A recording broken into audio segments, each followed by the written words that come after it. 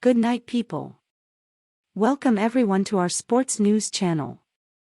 Here you are always well informed. I ask you to subscribe, leave your like, and thank you very much. The voice can be heard, loud and clear, from 30, 40, even 50 yards away. Probably more. And when offensive coordinator Eric Bieniemy talks, the Washington Commanders listen. He has always been loud, always demanding. After 10 years with the Kansas City Chiefs, he might just be a little bit louder, a little more demanding. I'm fired up and excited. It's given me a whole new outlook, Bieniemy said. So when Jahan Dotson, the Commanders' first-round pick in 2022, didn't run fast enough on a route during an individual drill, Bieniemy shouted, "This is not no half-ass drill, run it again." So Dotson did as he was told, he ran it again at a faster speed. When projected starting quarterback Sam Howell dropped a shotgun snap on the second play in full team work, Bieniemy ordered the first group off the field. "Give me the twos. We're gonna do it right," Bieniemy yelled. It went like that throughout the spring, Washington's players getting used to Bieniemy's style. But they also know the offense could use a good kick in the rear. "He's going to bring the intensity," Washington receiver Terry McLaurin said. "We know what is expected of us every time we're on the field." Training camp remains a month away, but in the 4+ months since Washington hired Bieniemy as offensive coordinator/assistant head coach, the Commanders already have felt his impact. It extends way beyond the yelling, which was easy to hear or feel by anyone attending a practice. It's felt in how they plan practices, how much he focuses on the details, it's the energy he brings. Even the defensive players paid attention. "You can't help but notice it," Washington defensive tackle Jonathan Allen said. "I love that style of coaching." Washington hired Bieniemy to build an offense that could help the Commanders earn a playoff spot after firing Scott Turner. They have not had an offense finish in the top 10 in points or yards since 2016, when they finished third in total yards. In the past 5 seasons, Washington's best finish in either category occurred last season when it was 20th in total yards. It ranks a cumulative 28th in points and 31st in yards. In fact, Washington has had only 3 seasons since 2000 in which it finished top 10 in one of those categories, and only one time, 2012, when it was top 10 in both. Not so coincidentally, the organization has not won a playoff game since 2005. And, yes, it's also a chance for Bieniemy to perhaps finally prove he's worthy of being a head coach. For the past 10 years he served as an assistant to Andy Reid in Kansas City.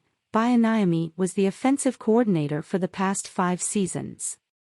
He interviewed for a head coaching job 15 times, he received 15 rejections. A big part of it is because of Andy's shadow, Washington coach Ron Rivera said.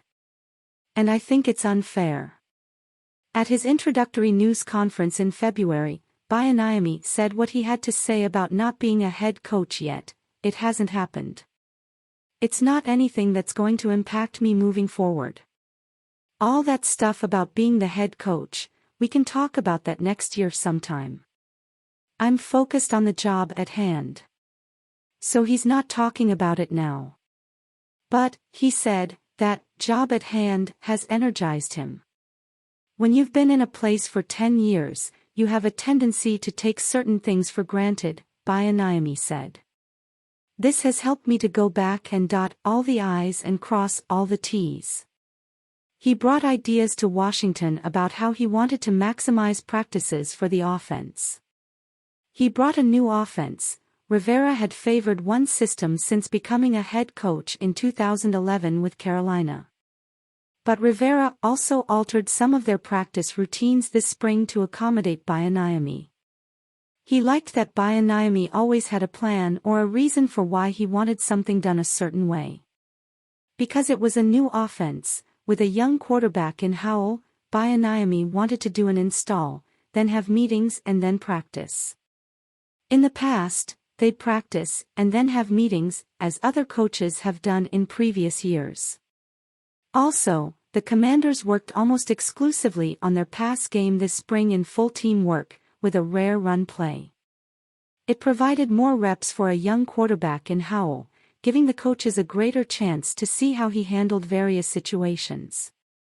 After you've been in the same system for 12 years, change is always a good thing, Rivera said about welcoming Bieniemy's new approach, and it's been really refreshing. However, Bieniemy's adherence to details overshadowed any changes in the practice regimen.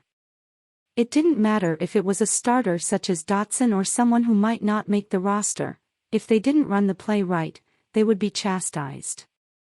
Bieniemy got on receiver Kirik McGowan during one practice for the depth of one route. He made him run it again. McGowan played 10 snaps on offense last season. Another time it's a backup center in rookie minicamp. He's just trying to push you, Washington right guard Sam Cosmi said. He's been part of Super Bowl teams and you don't get that way without working your butt off and keeping people accountable.